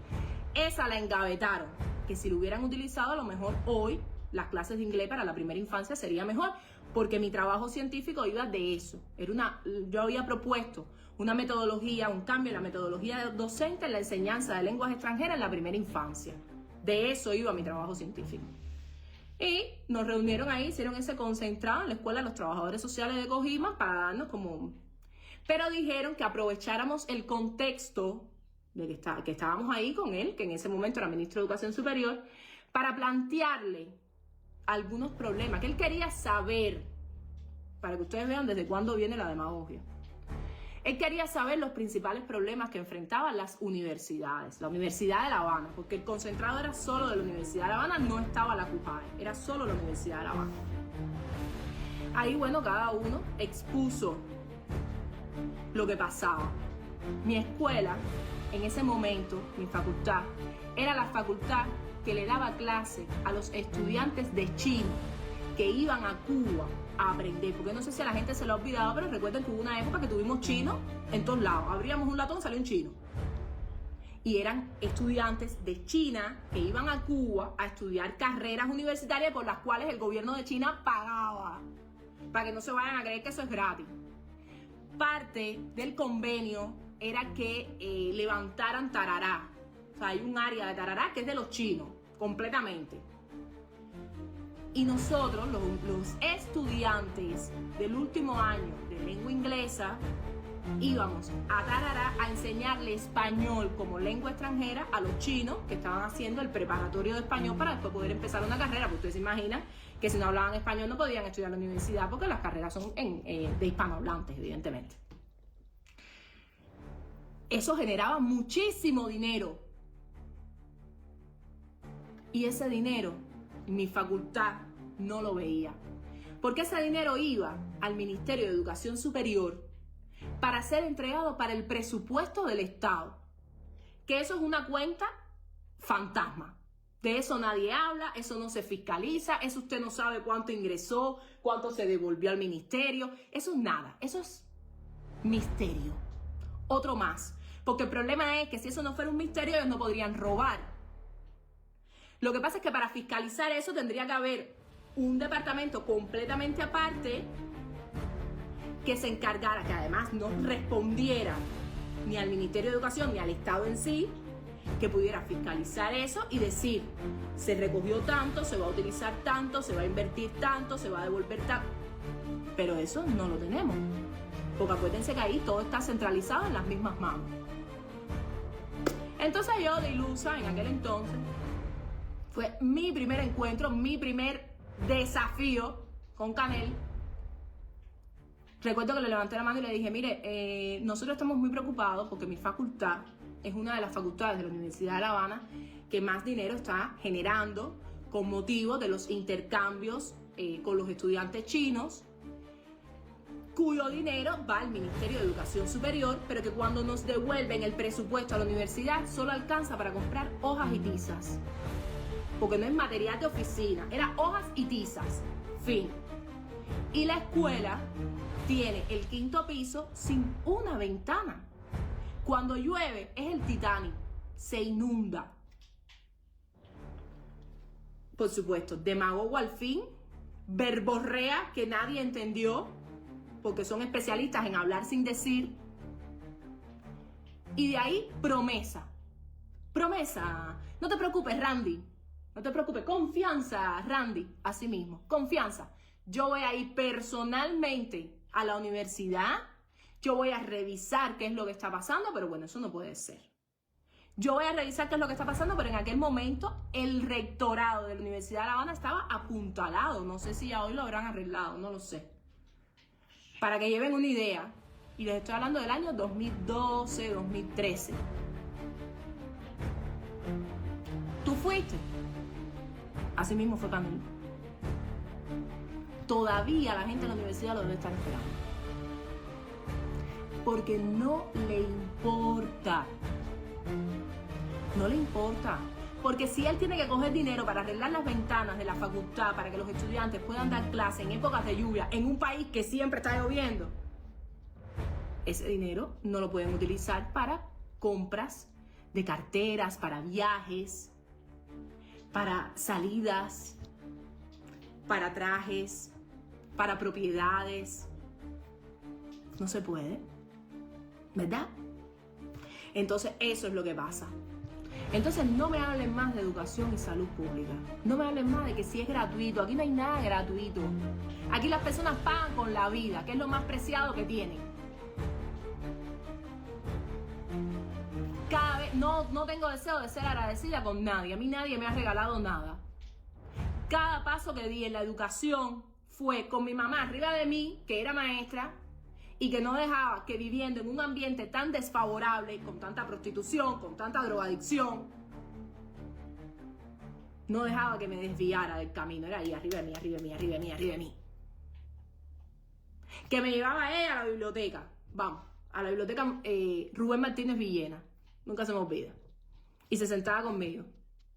Y gracias a Dios, y se lo voy a agradecer todos los días a mi madre, mi madre no solo fue la persona que se encargó de que yo aprendiera a leer y a escribir, porque yo aprendí a leer y escribir a los 4 años. Mi mamá me enseñó en la casa. No solo se encargó de eso, sino que se encargó de que tuviera un pensamiento crítico. Porque me dijo, no sirve solo con que te aprendas de memoria el contenido.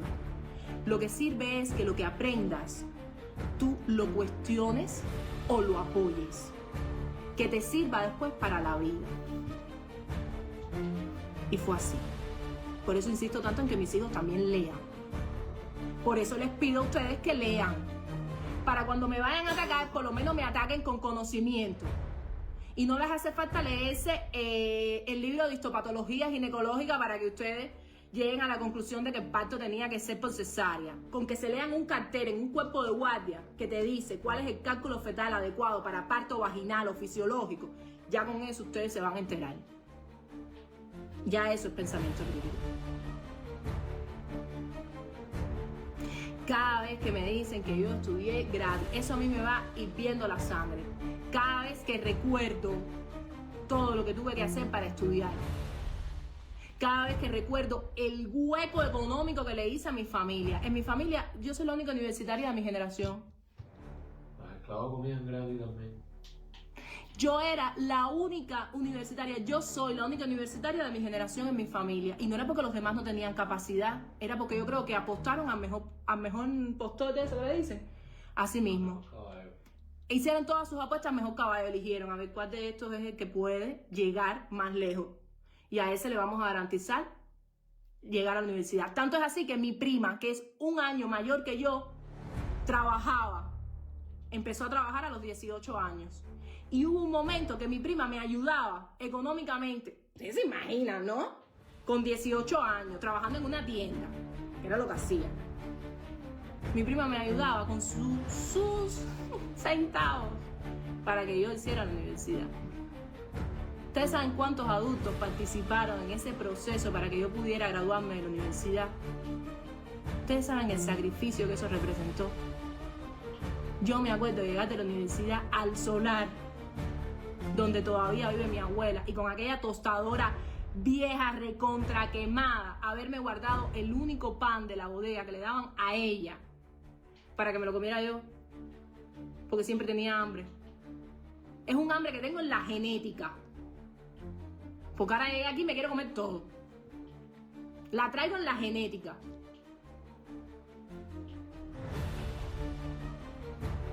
Todos tuvieron que participar para que me pudiera graduar de la universidad.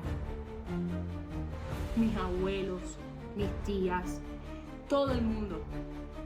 Mis tíos, si tenían una hoja, si tenían en la casa un paquete de hojas, decían, oye, guárdaselo a Amelia para los trabajos de la escuela. mis madrinas que viven en los Estados Unidos, gracias a Dios, hace más de 20 años no la veo. Y gracias a Dios, ella me mandaba la ropa, los zapatos, porque mis padres no hubieran podido afrontarlo. Ropa, zapatos, computadora. Y ya les conté que mi papá cogía su salario y lo dividía. Decía, te tocan 5 pesos cubanos de alimentación por día para que te gradúes de la escuela. Y este cuento no lo estoy haciendo para que me cojan lástima. No me tienen que coger lástima. Ténganse lástima allá adentro entre ustedes. Y que esa lástima sea lo suficientemente fuerte como para que decidan también levantarse y decir, esto es una mierda. Esto que me está pasando a mí en la vida es una mierda. Eso que le pasó a Eliani es una mierda. Y no es ninguna voluntad divina.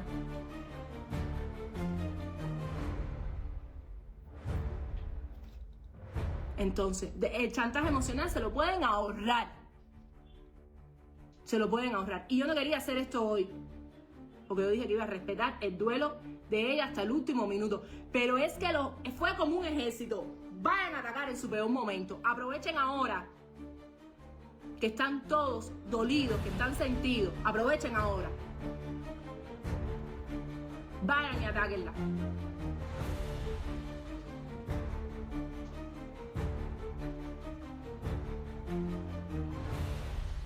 Entonces, nada, mijito, el mequetrefe ese que me escribiste que era mentira. Acuérdate de los niños que se murieron en Hija de Galicia y tú mismo veías las estadísticas hospitalarias. Pregúntale a los médicos cuántos niños se les mueren en el cunero por temas de infección. Tómate el trabajo de hacer tour ahí de la sala y pregúntale a las mujeres cuántas les tienen que poner antibióticos que muchas veces tienen que comprar ellas mismas porque no los hay, por temas de infección en los salones. Averigua cuánto cuesta hacerse un legrado en Cuba. Lo que pasa es que tú sabes por qué a mí me duele más que a ti. Porque yo como ellas he puesto mis nalguitas en esa misma mesa. Pero tú nunca vas a pasar por ahí. Entonces no te duele igual. Parece que no te duele igual. Porque hay hombres que sí sienten solidaridad, aunque nunca lo hayan hecho. Pero tú no estás entre ellos. Tú no eres de esa gente. Tú eres un indolente que necesitas decir cualquier cosa para cumplir con la orden que te dieron. O para hacerte simpático. A lo mejor lo que estás es buscando llamar la atención. Fin. Y voy otra vez. Para ya terminar. Los médicos. Usted, que es médico, que hace 20 años usted es anestesista. Y hace 20 años nunca ha ido a un congreso internacional. Porque para usted nunca lo ha habido. Porque usted no es un come candela. Porque usted no le quiere reír el chiste a nadie. Porque usted no quiere... Usted que se levantó hoy por la mañana, que se puso su uniforme de médico, que fue hasta el hospital infantil donde usted trabaja, ese hospital pediátrico, y usted ve ahí a los padres sufriendo porque los niños están en un estado de peligro, y usted siente empatía y usted siente amor, no es contra usted, médico. Contra la enfermera que está ahí al lado, al pie del cañón, esas enfermeras que atendieron a mi hija Amanda cuando estuvo con dengue hemorrágico en el hospital infantil que está en 17 y 2, ¿cómo se llama? El Marfan. No fue contra ustedes. Nunca ha sido contra ustedes. Esto que estamos haciendo es por ustedes, para ustedes. Para que usted no le entre la desesperación de saber que su triaje está condicionado por los recursos que tiene en el hospital. Para que usted no lo quiera manipular. Porque sabemos que la seguridad está tirada en los hospitales. Para que no nos vayan a hacerse los que nos quieren engañar. Nosotros sabemos perfectamente que la seguridad está arriba de ustedes. Para que no se les ocurra abrir la boca. Y el mejor ejemplo fue los 4 médicos de estos. Que la abrieron. Yo me imagino que les revisaron el discurso. Deme su discurso antes de darlo, doctora. Pero no es contra ustedes. Contra ustedes que no se prestan para la cochina. No es contra ustedes. Es a favor de ustedes. Porque se los dije, es para que no lloren más la pérdida de un niño, para que no lloren más la pérdida de un paciente, incluso para que si les toca caer en un hospital, ustedes mismos no sufran. Conscientes de cómo se debería obrar y que no se hace por problemas del Ministerio de Salud Pública, por problemas de la administración que no les garantiza lo que tienen que tener. No es contra ustedes. es contra los que quieren hacerlo mal a propósito y nos quieren obligar a vivir con esa mala gestión. Porque nos quieren obligar a vivir con mala gestión. Entonces voy terminando porque ha sido un domingo bastante intenso. Los quiero muchísimo, los respeto muchísimo. Respeto a los que merecen respeto. Ojo, a los chantajistas, recójanse, porque voy a empezar a contestar, voy a empezar a publicar y voy a empezar a compartir todo. Ah, la doctora esa que habló, se me quedaba algo, yo sabía. Esa mujer que habló y dijo que menos mal, sus palabras, doctora, de que menos mal que se murió allá y no aquí, son un reflejo de la importancia que le da el Ministerio de Salud Pública a las estadísticas. Y que eso también condiciona al paciente. Son un reflejo de su falta de humanidad. Para que no nos venga a convencer más de que usted es más humana que José Martí. Usted no lo es. Vi el comunicado del Instituto de Hematología. Nada que decir, porque el mismo médico que dijo que lamentaba el fallecimiento del niño, yo no estoy dentro de usted, pero usted mismo se sentó en la revista de la mañana a desmentir a la madre o a intentar desmentirla porque todo el mundo sabía la verdad. Entonces, no lo sé. Creo en realidad, por doloroso que sea, que ahora mismo están agradecidos de que no se les haya muerto el niño a ustedes. Yo sí lo creo. Yo sí lo creo. Yo creo que ustedes son así de cochino. No estoy hablando de ese médico específico. Estoy hablando de la administración del Ministerio de Salud Pública. Estoy hablando de la dirección del país. Estoy hablando de los dictadores. De ustedes estoy hablando. Yo sí lo creo. No me voy un poquito más allá en la imaginación, porque todo viene a mi imaginación. Sencillamente por respeto a Eliani. Pero viene de todo a mi imaginación. Es increíble que la sociedad civil se haya movilizado en función de salvarle la vida a un niño y que el Departamento de Relaciones Internacionales del Ministerio de Salud Pública, que tiene firmado acuerdo con más de 92 países, no garantice que niños cubanos, si ustedes no tienen los recursos para atenderlos, puedan salir a ser operados o a ser atendidos al exterior por medio de su gestión. Que ustedes no garanticen tratamientos de quimioterapia adecuados. Que ustedes cierren cada vez más la tubería, porque son ustedes los que la cierran. El doctor José Ángel Portal Miranda es el ministro de Salud Pública, ¿verdad? Usted, directamente, es con usted.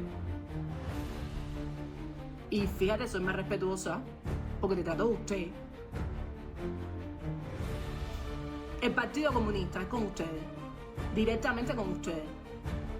Ustedes saben cómo pasaría en un país normal. En un país normal los problemas de los ministerios que son de servicios públicos se resuelven con el partido que está en el poder. Se le exigen al partido que está en el poder. En países donde hay pluripartidismo y usted puede elegir al que usted quiera, al que le dé la gana. Se le exige al que está en el poder. Y ojo, si no resuelve el problema, al menos parcialmente, sabe que tiene un periodo para gobernar, pero que esa elección va abajo y que otro detrás de él vendrá. Eso pasa en un país normal. En el nuestro no pasa. Por eso tenemos que ser todavía más rebeldes. Porque en el nuestro todo está centralizado en el mismo lugar. Por tanto, todos corremos peligro por culpa de las acciones que ellos toman, por las decisiones que ellos toman. Entonces, nada, los quiero muchísimo. Vamos a ver qué tal el día de hoy. Vamos a esperar las próximas noticias. Y ya está. Sigan atacándome, no pasa nada. Que cada vez que me atacan, me dan alas para continuar denunciando. Porque me empiezo a acordar de cosas. Todo viene a mi mente. Los quiero.